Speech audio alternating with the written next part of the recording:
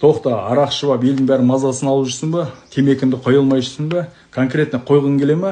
Сол сияқты темек тартатын туысқандарың болса, қойғысы келе алмай жүрген адамдар болса, комментарий жазып кетсін. Темек арақ қоюға болады. Менде мынандай нәрсе бар. Темек арақ қойғызатын, менде травяной сбор бар. 30 шақты шөптің қосындысынан жасалған травяной сбор бар. Оны 0,5 банкаға чайная ложка заварить етіп, таңертең кешке ішіп отырады, и все. Тамақтануда 1 сағат бұрын. И дополнительно ежовик пен мухомор бар. Ежовикте мухомор деген бұл организмде өліп қалған клеткаларды жаңа зависимость бәрін қойғызады. Ежовик деген бұл бастан етеді, клетканың бәрін бастан етеді.